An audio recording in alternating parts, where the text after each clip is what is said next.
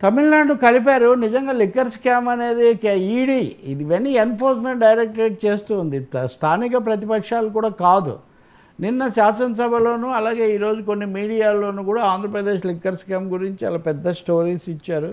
దాంతోపాటు ఒక పత్రికలో అయితే సజ్జల రామకృష్ణారెడ్డికి దాంతో సంబంధాలు ఉన్నాయి, అవన్నీ ఇంకా కొనసాగుతున్నాయి అనే పద్ధతిలో అది ఇచ్చారు. శాసన మండలిలోనేమో మీరు సరిగ్గా చేయడం లేదు, పెంచుతున్నారని అక్కడ నిరసన వచ్చింది.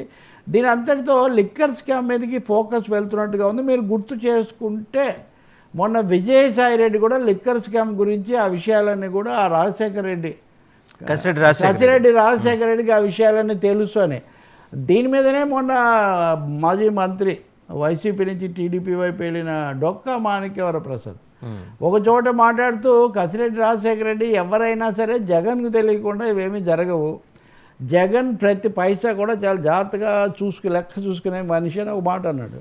వెంటనే చూసారా ప్రతిదీ జగన్ చూసుకుంటాడని డొక్కానే చెప్తున్నాడు బయటికి పోయిన ఆయన, కాబట్టి ఆయన పరిపాలనా సామర్థ్యం మీకు తెలుసు అని వీళ్ళు సంతోషిస్తున్నారు. వాళ్ళకి అలా అర్థమైంది, వాళ్ళకి అలా అర్థమైంది. కానీ మీరు తమిళనాడును కూడా కలిపితే, ఢిల్లీని కూడా మీరు తీసుకుంటే ఈ లిక్కర్ స్కామ్ అనేదాన్ని ఒక లింక్ లాగా, ఒక చైన్ లాగా ఈడీని ప్రయోగిస్తున్నారు ప్రతి చోట కూడా. ఈడీని ప్రయోగించడమే సమస్య అయితే అంతకుముందు ఆలపాటి రాజేంద్ర ప్రసాద్ మీద కూడా ఈడీ వచ్చింది వాళ్ళు ఉన్నప్పుడు. సో ఈడీని కేంద్రం ఎలా ఉపయోగించబోతుంది అనేది ఒకటైతే, విజయసాయిరెడ్డి కూడా దాన్ని ఊరికనే ప్రస్తావించి ఉండడు.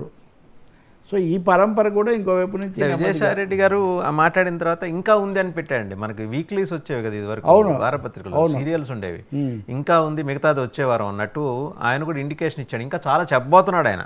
అవును, is going to reveal or disclose. అంటే అక్కడ కూడా ఒక విషయం, అంటే ఆయన ఏదో ఒక డీల్లోకి వచ్చాడు, వచ్చిన తర్వాత ఆ పాత డీల్స్ అన్నీ ఆయన బయట పెట్టబోతున్నాడు అనేది. నిన్న మీరు శాసనసభలో కనుక గమనిస్తే విశాఖ భూములకు హైగ్రీవా భూములు లేకపోతే అనేక వాటికి సంబంధించిన ప్రస్తావన కూడా వచ్చింది. మమ్మల్ని భయపెడితే మేము చేసాము అని దాని యజమాని బయట ఎక్కడో చెప్పారు. అదే సమయంలో వైసీపీ వాళ్ళేమో తెలుగుదేశం ఉన్నప్పుడు వేసిన సిట్ ఉంది కదా, ఆ సిట్ రిపోర్ట్ బయట పెట్టారని వాళ్ళు చెప్తున్నారు. నేను అడగలిగింది ఏంటంటే, మీరు వేసిన సిట్లు, వాళ్ళు వేసిన సిట్లు, భూములకు సంబంధించి, కుంభకోణాలకు సంబంధించి అన్ని వివరాలు బయట పెట్టండి, ఏ గొడవ లేకుండా పోతుంది కదా. నిన్న ఆ పత్రికలో ఒకటి ఇచ్చారు, ఉదాహరణకు ఐఏఎస్ అధికారుల భార్యలు చాలా పెద్ద 5 స్టార్ హోటల్స్లో ఉండి వ్యవహారాలని, అవి వర్తమానానికి, అది వర్తమానానికి సంబంధించింది. చాలా మంది అంటున్న మాట మొన్న కూడా సభలో కూడా వచ్చింది, అధికార యంత్రాంగంలో, రాజకీయ యంత్రాంగంలో ఈ అవినీతి తగ్గలేదు. ఇసుక కుంభకోణం గురించి వచ్చిన చర్చ చూసినా నిజంగా చేస్తే చాలా మంచిదే. కాకపోతే అది బీజేపీ వ్యతిరేక పార్టీలు ఉన్న రాష్ట్రాలకు లేదా బీజేపీ వద్దనుకునే రాష్ట్రాలకు అన్నిటి మీద ఎన్ఫోర్స్మెంట్ డైరెక్టరేట్ పూర్తిగా సమాధానంగా పనిచేసి విషయాలు బయట పెడితే చాలా మంచి. మీరు ఇందాక అన్నారు సిట్లు, వైసీపీ టీడీపీ హయాంలో వేసిన సిట్ బయట పెట్టాలి కదా, 5 ఏళ్ళు మరి వాళ్ళే ఉన్నారు. ఆ సిట్ రిపోర్ట్ ఎందుకు ఆ రిపోర్ట్ వాళ్ళు బయట పెట్టలేదు, వాళ్ళు తప్పు చేశారు అది ఇది అనుకుంటే వీళ్ళు దాన్ని బయట పెట్టుంటే చింతకాయల అయినపత్రి రోలు, గంటా శ్రీనివాస్ రోలు బయటపడేది కదా.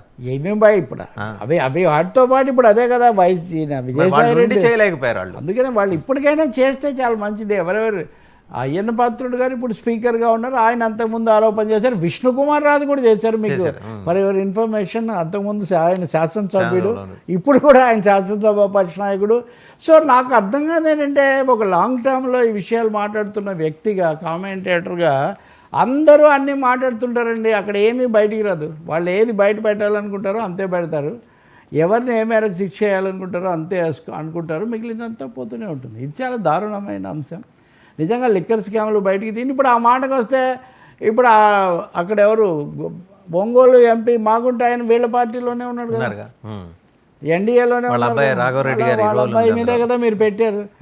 కాబట్టి చాలా విచిత్రం ఇవి. అంటే నిజంగా వీళ్ళకి దాన్ని బయటికి తీయడం కంటే అవతరాల మీద ఎక్కువేమో అనిపిస్తుంది.